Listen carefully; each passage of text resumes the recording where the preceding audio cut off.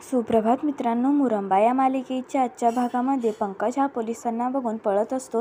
तर इकडे पत्ते खेळणारे लोक त्यांमध्ये पंकज हा जाऊन बसतो आणि त्याची दाढी मिशा काढत लगेच वरती पांघरून घेतो. तर ते लोक बोलतात, काय रे? तर पंकज सांगतो की थंडी वाजते. लगेच इकडे मागून पोलीस तिथे येतात आणि त्यांना म्हणतात की तुम्ही एक इथे व्हाईट कलरच्या दाढीवाला बघितला का इथून पळताना? तर लगेच पंकज सांगतो की हा तो बेना तिकडं पळालाय. तर लगेच पोलीस तिकडे जात असताना इकडून पंकज हा धाव घेतो आणि तिथून पळून जातो. तर पोलीस त्याला बघतात आणि त्याच्या मागं येतात. तर इकडे अथर्व हा इन्स्पेक्टरला फोन करतो. तर तो सांगतो की तुम्ही त्या माणसाला पकडलं का? तर ते सांगतात की इन्स्पेक्टर सांगतात की हो, आम्ही आमची टीम पाठवली आहे, ते पकडतीलच.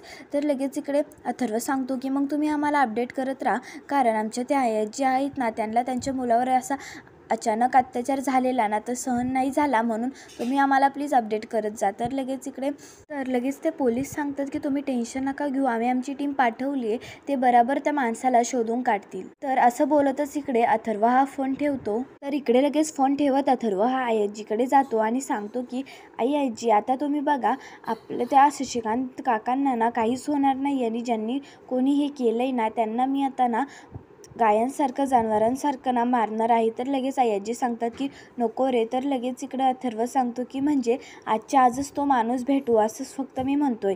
तर लगेच आजी सांगतात की हो, त्या पंकजला पण मी बिलकुल सोडणारही नाही आहे. तर लगेच अथर्व सांगतो की सोडू पण नका त्याला. तर इकडे पंकज हा पळत असताना अक्षयच्या गाडीच्या पुढे येतो आणि अक्षयच्या गाडीची त्याची टक्कर होते. तर लगेच इकडे अक्षयला बघून पंकज हा जावई बापू बोलतो. तर अक्षय हा गाडीतून बाहेर येतो आणि बोलतो की पंकज काका, तुम्ही असा का पोशाख घेतलाय आणि तुम्हाला एवढा घाम का येतोय? तर लगेच पंकज सांगतो की माझ्या मागे ते पोलीस हात धरूनच माझ्या मागे येत आहे, ते म्हणून मी असा पोशाख करायला सांगितला मला रमाने.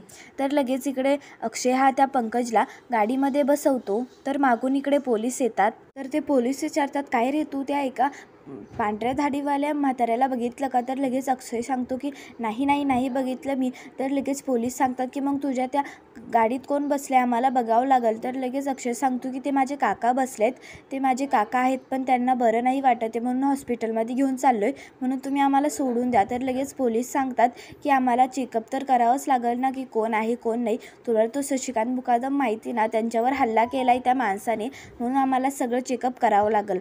तर लगेच इकडे अक्षय सांगतो की हो, माहिती आहे मला, कारण मी पण एक मुकादम आहे, मी अक्षय मुकादम आहे, शशिकांत मुकादमचा मुलगा.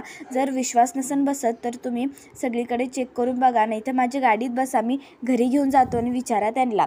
तर लगेच इकडे पोलीस सांगतात की तरी आम्हाला पटत नाही आहे. तर लगेच अक्षय सांगतो की मग इंटरनेटवर चेक करा. तर पोलीस इंटरनेटवर चेक करतात. तर लगेच इकडे ते पोलीस सांगतात की बरं साहेब, बरं झालं तुम्ही इथे आलात, मग तुम्ही बघितलंच नाही का त्या माणसाला? तर लगेच अक्षय सांगतो की नाही, पांढऱ्या दाढीवाल्या माणसाला बघितलं नाही, पण एक माणूस पळत एक डावीकडे गेला, मग आता तुम्ही त्याला पकडा, माहिती नाही तो असेल की नाही. तर लगेच ते ऐकून इकडे पोलीस हे निघून जातात. तर अक्षय हा गाडीत बसतो.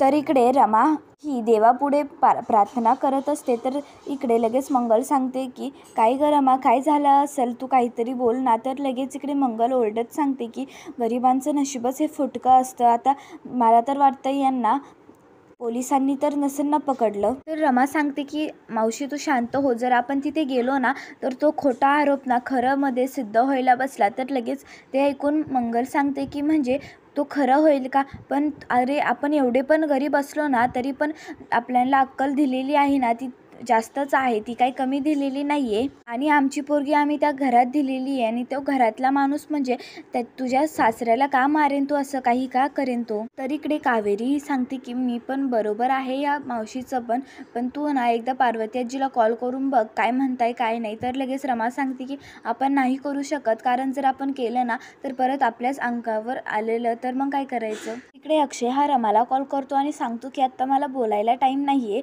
पण आता मी फक्त एवढंच सांगतो की पंकज काका माझ्याकडे आहे, म्हणून मी त्यांना आता सेफ घेऊन घरी जातो आणि तिथे त्यांना सेफ ठेवतो मी. तर लगेच रमा सांगते की पण तुम्ही त्यांना कसं पकडलं आणि ते सेफ आहेत ना, तुम्ही त्यांना पोलिसांकडे दिलं नाही ना. तर लगेच अक्षय सांगतो की एवढा पण विश्वास नाही का मूर्ख आहे मी? बरं जाऊ दे तू, ते आत्ता माझ्याकडे आहेत, ते मावशी आणि आईला सांग की ते व्यवस्थित आहे, आता मी त्यांना घरी घेऊन जातो आणि तू पण लवकर ये घरी. तर लगेच इकडे रमा हो बोलत फोन ठेवते. इकडे लगेच मंगली सांगते की काय झालं ग रमा?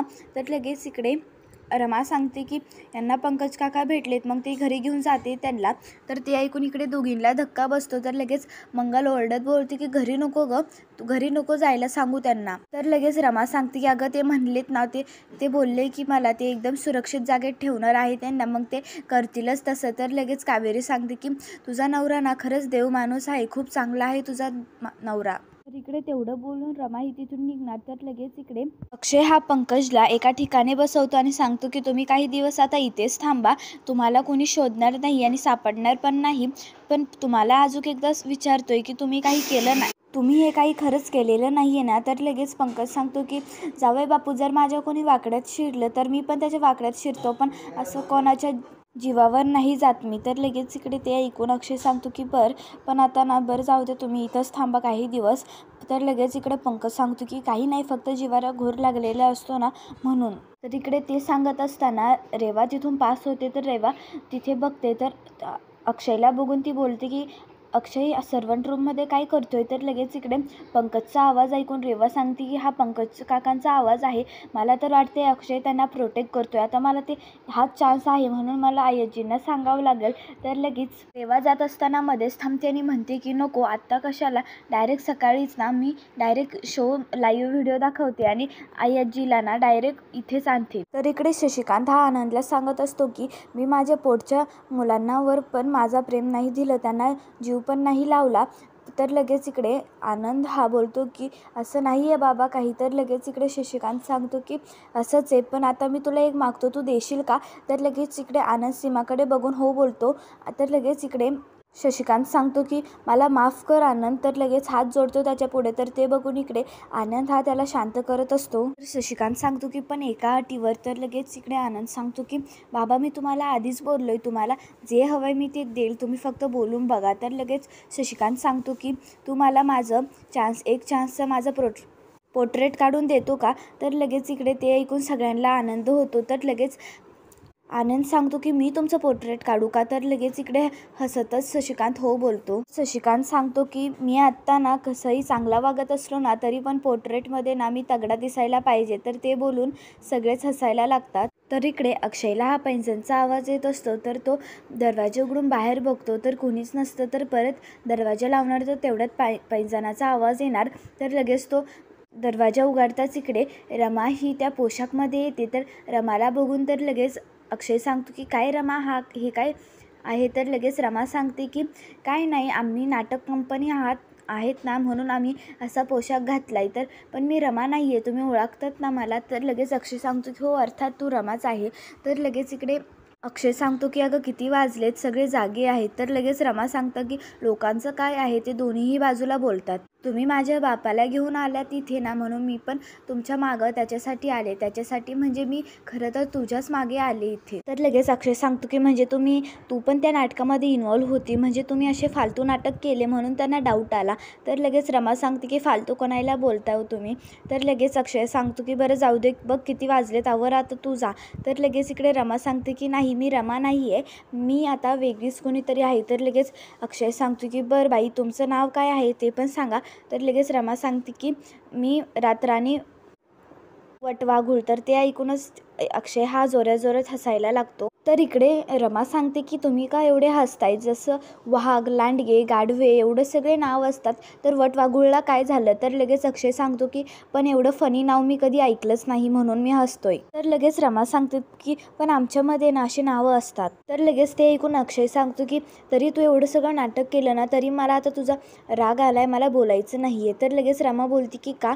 तर लगेच अक्षय सांगतो की कारण तुझा विश्वास नाही आहे ना माझ्यावर, तुला असं वाटत होतं की मी काकांना लगेच पोलिसांकडे देईल ना. तर इकडे रमा सांगते की पण रमाचा विश्वास नाही आहे ना तुमच्यावर, ह्या रातराणीचा आहे विश्वास. तर लगेच अक्षय सांगतो की तरी पण मी माझ्या बायकोशी बोलणार नाही आहे, म्हणजे मी कोणत्याच मुलीशी बोलणार नाही आहे. तर लगेच त्या फोटोकडे बघत रमा ही बोलते की पण त्या रमामध्ये असं काय आहे ना जे तुम्ही लगेच तिला एवढं बोलतात. तर लगेच रमा ही त्याच्याजवळ जाते. तर लगेच इकडे रमा सांगते की पण आता ना तुम्हाला मी सांगते, मला डान्स पण येतो आणि ते फोनवर रील्स काढतात ना ते पण येतं. तर लगेच इकडे रमा ही रील्स काढते आणि बोलते की आता तुम्हाला मी एक गिफ्ट देणार आहे, कारण आपण जिथे पण जातो ना तिथे आपण मॅचिंग कपडे तर हे घालतच असतो ना. तसंच आता मी ह्या वांग्याला एक गावरान भरत बनवणार आहे. लगेच ती रील संपत ती बोलते की आता तुम्ही आमच्या ह्या रीलला लाईक पण करा, शेअर पण करा आणि ते सबस्क्राईब काय असतं ना ते. तर लगेच इकडे अक्षय तिच्या डोक्यात मारत बोलतो की त्याला सबस्क्राईब बोलतात. तर लगेच रमा बोलते की हो हे ते बोलले ना ते पण करा आणि तिथे कडाला एक घंटी असेल ती पण दाबा. तर लगेच इकडे परत अक्षय हा तिच्या डोक्यात मारतो आणि बोलतो की अशी घंटी वाजवा. तर लगेच इकडे रील स्टॉप करत इकडे रमा बोलते की बघा मी त्या रमापेक्षा पण हुशार आहे ना. तर लगेच अक्षय हा तिच्याकडेच बघत असतो. तर इकडे दुसऱ्या दिवशी सकाळी रेवा ही सगळ्यांना सांगते की अक्षयने त्या सर्वंट रूममध्ये ना पंकज काकांना लपवलेलं आहे. तर ते ऐकूनच इकडे आई आजीला धक्का बसतो. तर इकडे रमा आणि अक्षय रूममध्ये असतात. तर लगेच तिकडून दरवाजा वाजत अथर्व हा सांगतो की तू लवकर बाहेर जा, आजी तुला बोलवत आहे. तर लगेच अक्षय सांगतो की पण झालं तरी काय. तर लगेच अथर्व सांगतो की अरे इमर्जन्सी आहे, जा ना तू लवकर. तर मित्रांनो, का खरंच तिथे पंकज काका हे असतील का नाही ते तुम्ही कमेंट करून नक्की सांगा आणि असेच पुढील व्हिडिओ बघण्यासाठी आपल्या चॅनेलला लाईक करा, सबस्क्राईब करा. धन्यवाद.